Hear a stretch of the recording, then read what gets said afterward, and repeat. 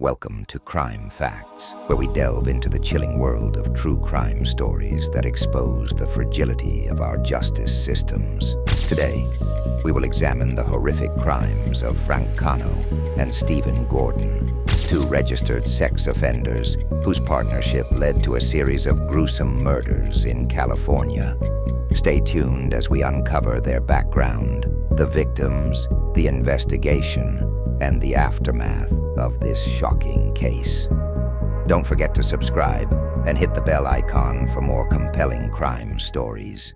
Franc Cano and Stephen Dean Gordon had harrowing pasts, both marked by violent sexual offenses against minors. Cano, a registered sex offender, had been incarcerated multiple times, and his offenses included sexual assault against young girls.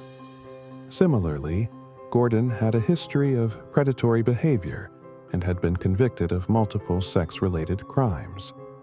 Their criminal records not only painted them as dangerous individuals, but also highlighted systemic failures that allowed them to reintegrate into society.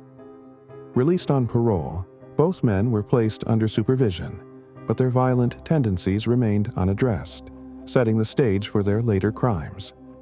Their meeting in the parole office would ultimately result in a deadly alliance that exploited their past experiences in the system.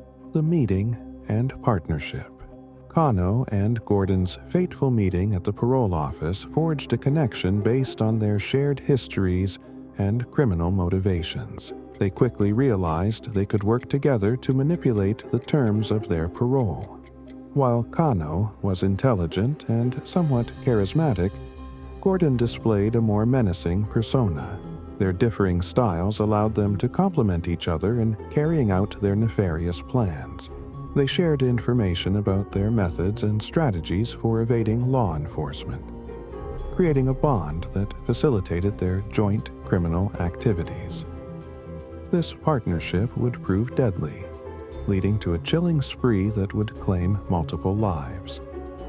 The dynamics of their relationship not only fueled their criminal behavior, but also revealed the dangers of allowing high-risk offenders to associate freely. Planning the crimes.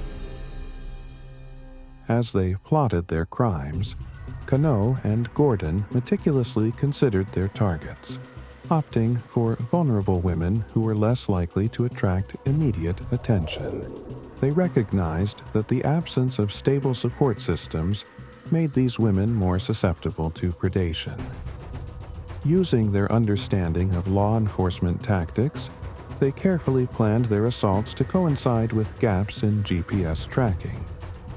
They developed strategies to ensure their movements would not raise suspicion, frequently switching locations and avoiding areas where they knew they might be seen or tracked. This level of planning showcased their willingness to exploit the system and emphasized the need for more robust monitoring and intervention strategies. Their heinous planning also highlighted a disturbing trend where criminals exploit systemic weaknesses to carry out their crimes undetected.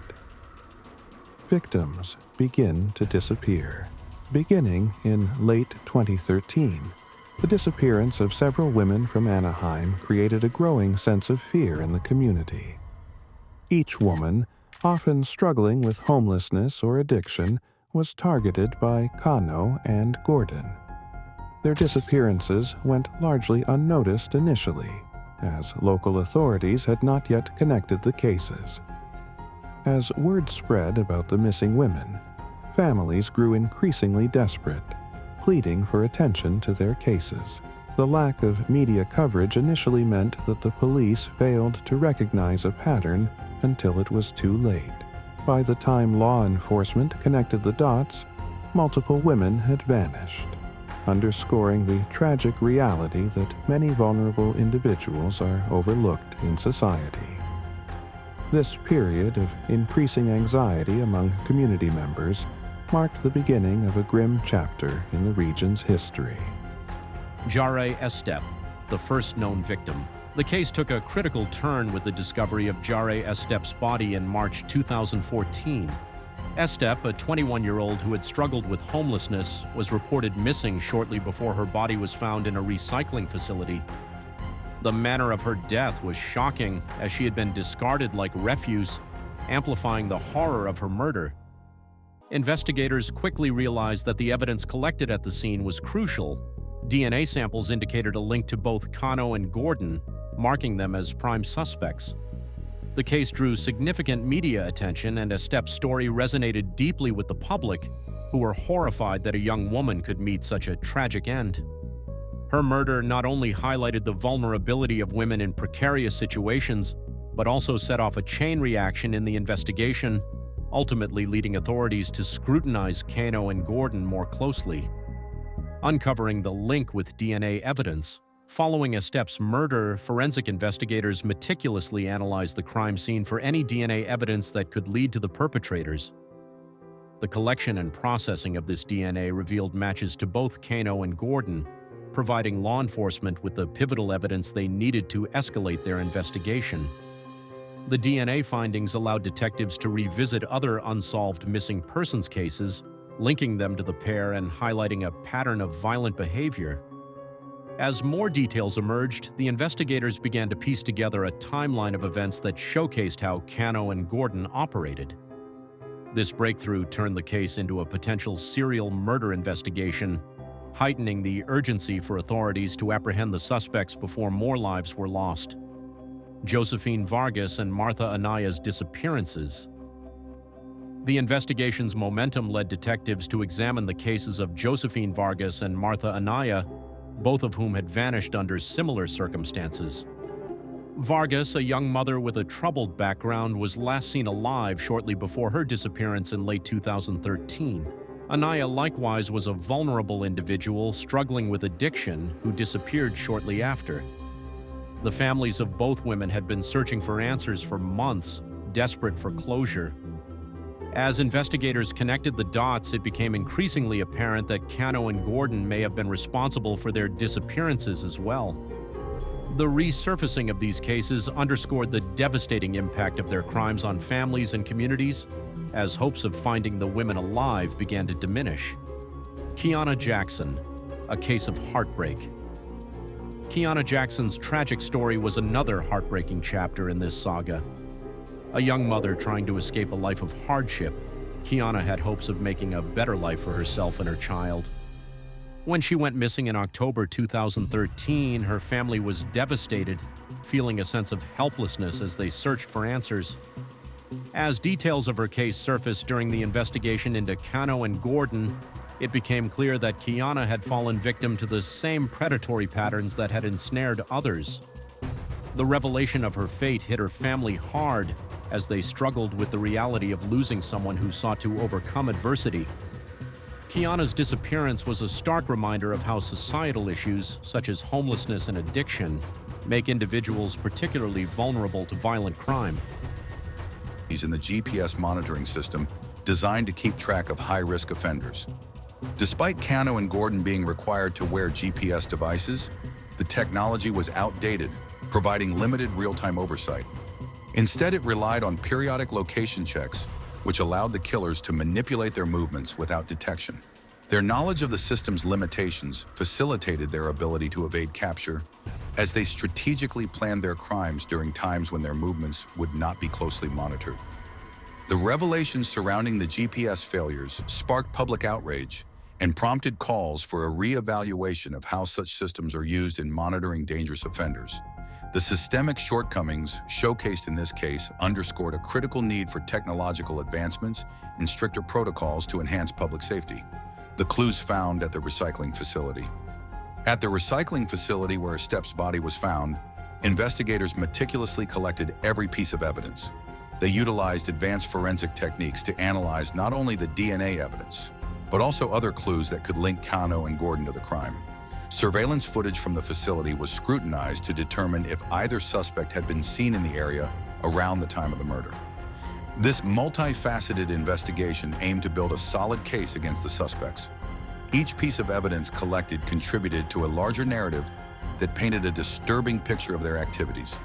The attention to detail in this investigation emphasized the importance of forensic science in solving complex criminal cases, revealing how diligent work can lead to justice, closing in on the suspects, As detectives gathered more evidence, the urgency to apprehend Cano and Gordon grew.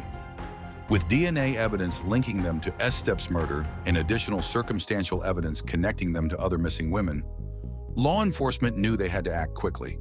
They intensified surveillance on the suspects, monitoring their movements in hopes of catching them in the act of committing another crime. This phase of the investigation was fraught with tension, as detectives were acutely aware that time was running out. The sense of urgency highlighted the potential danger posed by the two men, as they remained free to prey on the vulnerable. This situation drove home the point that effective policing requires both thorough investigation and timely action to prevent further tragedies. Stephen Gordon's arrest and confession. When police finally arrested Stephen Gordon, he appeared surprisingly calm, even indifferent to the charges against him. During interrogation, he confessed to the murders, recounting chilling details of his actions without displaying any remorse. Gordon's confession provided law enforcement with vital insights into the pair's criminal methods and motivations.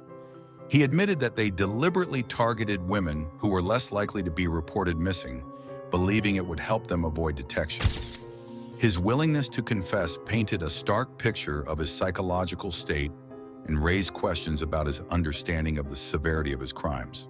The confession became a crucial piece of evidence for the prosecution, helping to solidify the case against both him and Cano. Cano's arrest and charges.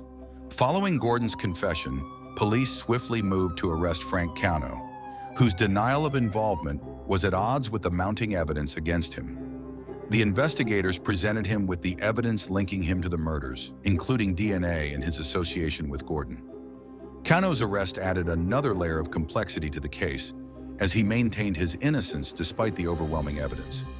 As investigators delved deeper, they uncovered more about his criminal history, revealing a pattern of manipulation and deceit that had gone unchecked for too long. His arrest sparked discussions about the parole system and the effectiveness of monitoring sex offenders. The mounting evidence against Cano and Gordon further solidified the prosecution's case, indicating a strong likelihood of conviction for both men. The trials begin. The trials of Cano and Gordon garnered significant media attention, highlighting the gruesome nature of their crimes and the systemic failures that allowed such violence to occur. Prosecutors presented harrowing evidence, including testimonies from family members of the victims and details of the murders. The emotional impact on the courtroom was palpable as victims' families spoke about their lost loved ones, emphasizing the human cost of the killer's actions. The defense attempted to argue for reduced charges, citing mental health issues, but the overwhelming evidence made it difficult for them to gain any traction. As the trials unfolded, the public remained riveted, eager to see justice served for the brutal crimes committed against vulnerable women. The courtroom proceedings became a focal point for discussions on crime, justice, and the need for reform in handling violent offenders, sentencing, and public outcry. After lengthy trials, both Cano and Gordon were found guilty of multiple counts of murder. The judge sentenced them to life in prison without the possibility of parole, sending a clear message about the severity of their crimes. The sentencing hearing was filled with emotional testimonies from the victims' families, who expressed their grief and anger over the senseless loss of life. The public outcry that followed the convictions led to calls for systemic reform in how sex offenders are monitored and treated upon release. Many advocated for stricter laws and improved resources for supporting at-risk populations, hoping to prevent similar tragedies in the future. This case became emblematic of the failures within the criminal justice system, igniting a broader conversation about the protection of vulnerable individuals in society. The impact on victims' families. The aftermath of the Cano and Gordon case left a profound impact on the families of the victims, who were left to grapple with their grief and anger. Many family members became advocates for change, sharing their stories to raise awareness about the dangers faced by marginalized individuals. They emphasized the importance of community support for those struggling with homelessness and addiction, as these issues often leave individuals vulnerable to predation. Support groups and public forums emerged, allowing families to share their experiences and push for meaningful reforms in the justice system. The emotional toll on these families was significant, with many expressing a sense of helplessness in the face of such tragedy. The ongoing struggle for justice and closure highlighted the human cost of the crimes committed by Cano and Gordon, serving as a reminder of the need for systemic change. Media coverage and public reaction. Media coverage of the Cano and Gordon case was extensive, drawing national attention to the plight of vulnerable individuals in society. News outlets reported on the details of the crimes, the investigation, and the trials, amplifying the stories of the victims and their families. The case sparked public outrage and concern over the effectiveness of the criminal justice system in preventing such violent acts. Social media played a significant role in shaping public discourse, with many individuals sharing their thoughts on the case and advocating for change. The coverage also raised questions about the broader societal issues surrounding homelessness, addiction, and the treatment of sex offenders, fostering discussions that went beyond the courtroom. Legislative changes and system reforms. In response to the tragic case of Cano and Gordon, the California legislature moved swiftly to introduce significant changes to parole and monitoring systems. These reforms included the adoption of advanced GPS technology with real-time tracking capabilities and the hiring of additional parole officers to monitor high-risk offenders more effectively. There was also a push to increase the frequency of in-person parole check-ins and strengthen the vetting process for early release of violent offenders. This case became a catalyst for these changes, marking a shift toward greater accountability and stricter oversight of dangerous individuals re-entering society. The legislative reforms reflected a growing recognition of the need for comprehensive strategies to ensure community safety and prevent future violence. The legacy and lessons of the Cano-Gordon case, the harrowing case of Franc Cano and Stephen Gordon, serves as a chilling reminder of the real-world impact of systemic failures in criminal justice. The families of their victims, though they found some solace in the convictions, remain haunted by the brutality of the murders. This case underscored the need for continuous improvements in monitoring technology, more stringent parole protocols, and dedicated resources for the oversight of high-risk offenders. Ultimately, it serves as a painful lesson for the public and lawmakers alike, pushing for a safer system that prioritizes the protection of vulnerable communities. The legacy of this case is a call to action, urging society to confront the harsh realities of crime and work toward a future where such tragedies are prevented. Thank you for watching this episode of CrimeFacts. This story is a powerful reminder of why systemic reform is crucial to prevent such tragedies. Don't forget to subscribe, click the bell, and stay tuned for more true crime cases that delve deep into the world of justice and reform.